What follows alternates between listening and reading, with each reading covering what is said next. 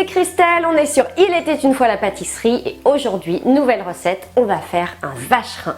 Alors le vacherin, c'est un gâteau qui se faisait beaucoup il y a quelques temps mais qui est un petit peu oublié alors que pourtant c'est tellement bon et tellement facile à faire, vous allez voir. C'est tout simplement un gâteau qui est composé de meringue, de crème fouettée et de glace. Donc moi j'ai fait un vacherin vanille framboise, donc avec de la glace à la vanille, de la glace à la framboise. Et puis j'ai préparé ma petite meringue, ma crème fouettée, on assemble tout ça et c'est terminé.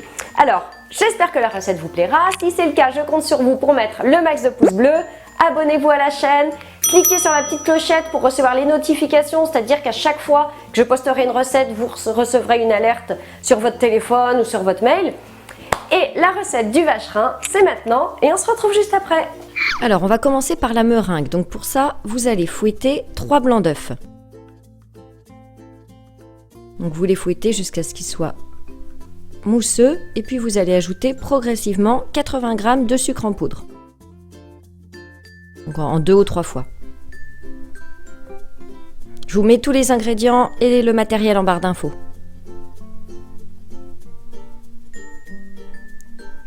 Ensuite, quand le sucre est bien incorporé, vous ajoutez 80 g de sucre glace et vous fouettez vraiment quelques secondes, 30 secondes maximum, ça suffira pour avoir une meringue vraiment bien ferme.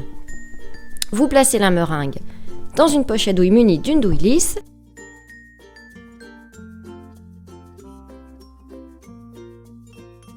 Et vous allez pocher un disque. Donc moi j'ai fait un disque de 20 cm parce que ça correspondait à mon matériel.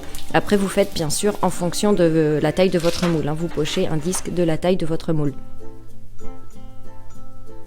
Donc avant de pocher, j'ai attaché mon papier cuisson avec un petit peu de meringue. Ça évite de le faire bouger, donc c'est beaucoup plus pratique.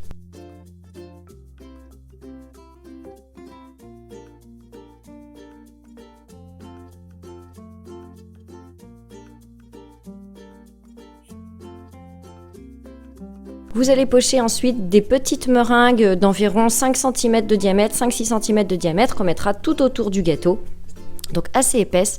Vous aurez besoin environ d'une douzaine de meringues. Et on enfourne pour 1 heure à 90 degrés. Et vous laissez ensuite refroidir dans le four éteint. Alors ensuite, moi j'ai utilisé un fond matelassé et un cercle à pâtisserie dans lequel j'ai mis un demi-litre de glace framboise, donc légèrement ramollie. Bien sûr, si vous n'avez pas ce matériel, vous pouvez tout simplement utiliser un moule en silicone, un moule à gâteau en silicone, ce sera parfait. Et vous placez une demi-heure au congélateur. Au bout d'une demi-heure, vous récupérez tout ça et vous allez ajouter un demi-litre de glace vanille. Donc en étalant bien, avec une cuillère, il faut que la glace soit un petit peu molle. Pas complètement décongelée évidemment, mais juste un petit peu ramollie. Et vous replacez au congélateur le temps de terminer le gâteau. Ensuite, on passe à la crème fouettée. Donc, vous allez fouetter 30 centilitres de crème liquide entière. Donc, il faut vraiment qu'elle soit bien froide, que tout le matériel soit bien froid pour que ça monte. Vous fouettez à vitesse moyenne pendant 10 minutes environ. On n'ajoute pas de sucre parce que le gâteau est déjà largement assez sucré comme ça. Donc, juste de la crème fouettée. On récupère notre disque de meringue et on va démouler notre glace donc directement dessus. Ensuite, avec une spatule, vous étalez donc la crème fouettée tout autour et vous allez coller les petits disques de meringue. Ensuite, avec une poche à douille munie d'une douille cannelée, j'ai décoré tout le tour de mon gâteau. Donc en fait, j'ai comblé tous les trous que j'avais autour de mes petites meringues.